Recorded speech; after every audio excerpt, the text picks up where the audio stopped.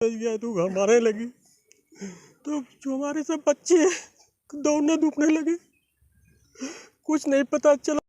Judiciary का मामला है, वो आपके हाथ में नहीं है, आपके काम है पुलिसिंग कार्रवाई पूरी करनी। उसमें कितना आप सब लड़ लेंगे इससे वो बताओ। खड़े जाओ। मिलने के लिए सर हम लोग तैयार हैं पूरा तरह से, लेकिन उसको फांसी दिया जाए और कुछ नहीं सर। ये उम्र कैद, ये वो 20 साल का सर, वो नहीं जानते सर। हमको बस ये कहना है कि उसको फांसी दिया जाए।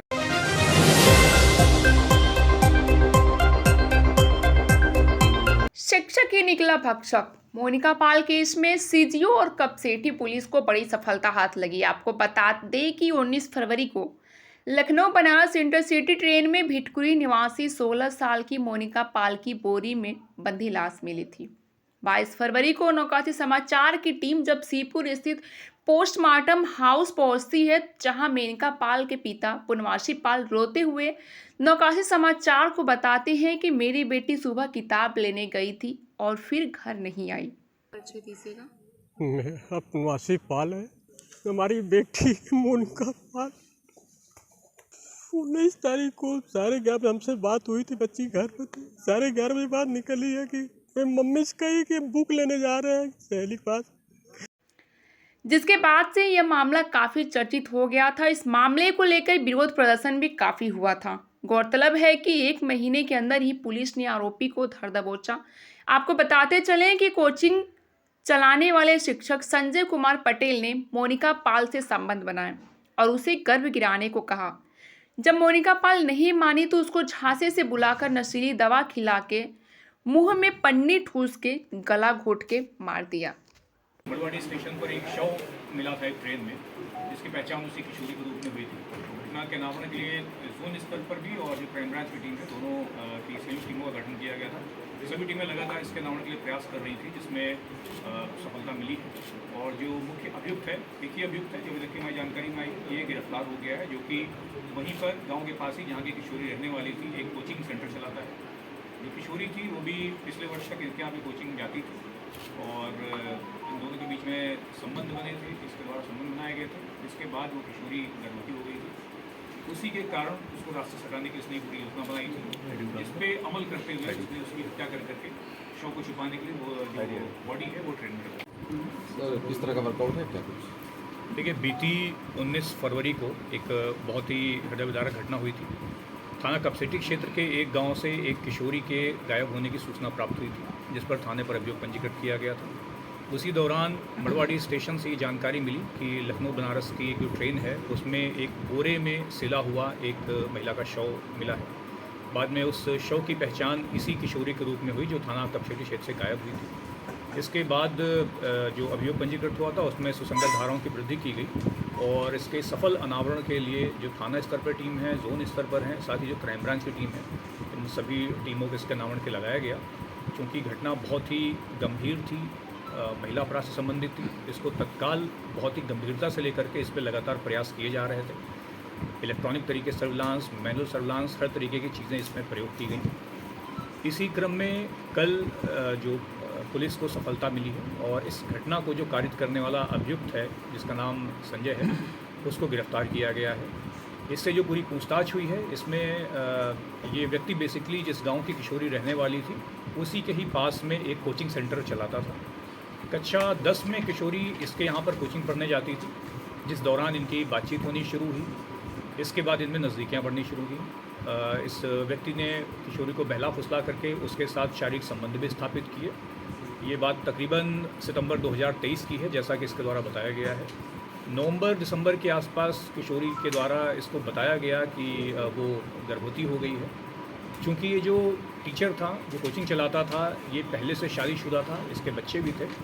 तो इसी बैकग्राउंड में इसको ये लगा कि यदि ये बात पब्लिक होती है तो इसके लिए बहुत बड़ी समस्या खड़ी हो जाएगी। और दिसंबर के महीने से ही इसने किशोरी की हत्या करने की योजना बनानी शुरू कर दी थी। और जो मोड है, जिस तरीके से हत्या हुई है कि उसको मारने के बाद बोरे में लाश भरी गई है, ये पूरी योजना ही इसने दिसंबर में ही तैयार कर ली थी कि मुझे इसी तरीके से एग्जीक्यूट करना है। और उसी के अनुपालन में जो बोरे आदि हैं, ये इसने दिसंबर में ही खरीद लिए थे। बोरे, उनको सिलने का सामान, सारी चीज़ें दिसंबर में खरीद ली थी। इसके बाद भी ये किशोरी से लगातार मिलता रहा था जब भी इसको मौका मिला, लेकिन हत्या करने का मौका इसको नहीं मिल पाया था।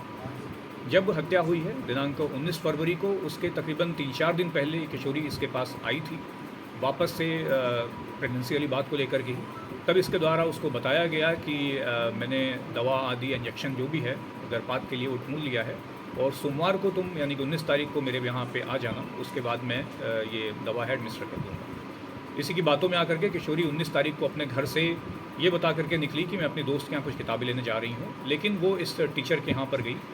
उस दिन इसकी कोचिंग पर उस वक्त पे कोई नहीं था, इसने पूरी तैयारी कर रखी थी।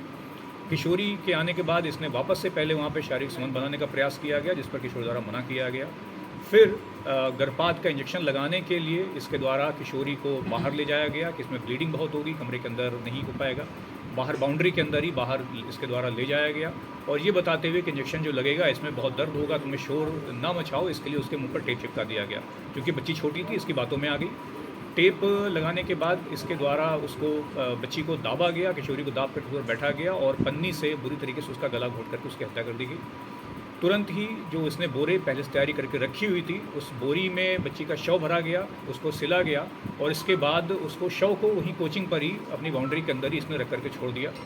इंटरेस्टिंग बात यह है जो आपराधिक मानसिकता है इसकी, इतनी बड़ी कार्रवाई होने के बाद भी, इतना बड़ा हत्याकांड को अंजाम देने के बाद भी वापस से 2 बजे से इसने कोचिंग पढ़ानी शुरू करी। इसमें बच्चे आ करके इसके यहाँ पढ़ाई कर रहे थे। इसने पूरी कोचिंग पढ़ाई, सारी कोचिंग शाम की ख़त्म करी, शव वहीं पर रखा रहा इसके यहाँ पर।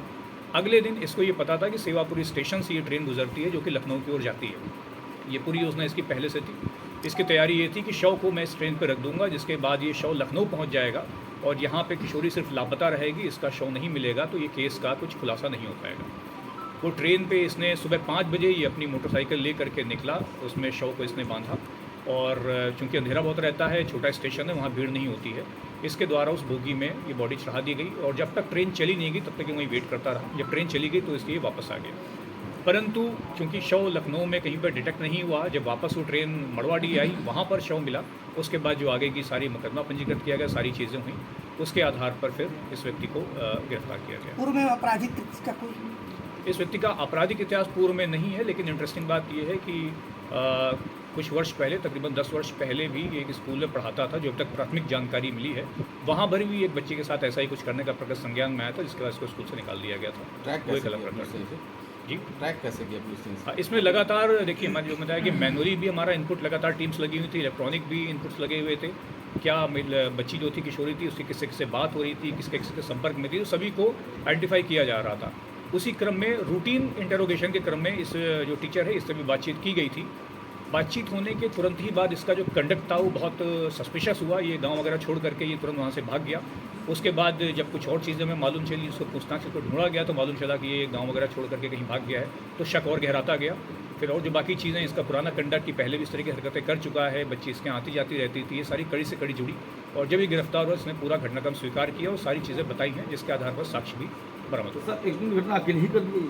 जी बिल्कुल, अभी तक की जो जानकारी आई है और जो इसने पूरा घटनाक्रम का विवरण दिया है, ब्यौरा दिया है, वो ऐसा प्रतीत होता है अभी तक कि इसने अकेले ही इस पूरी घटना को अंजाम दिया। इस केस के खुलासा करने में टीम को किस प्रकार से पूछताछ की जी, जाएगी? इसमें जो टीम इसमें खुलासा करने में लगी हुई है, टीम का विवरण भी प्रेस नोट में दिया गया है। इसको डीसीपी गोमती सर की तरफ से 25,000 रुपये के पुरस्कार की घोषणा की गई। शहरी जन की आवाज़ नौका ही समाचार। ऐसे तमाम खबरों के लिए बने रहिए हमारे साथ।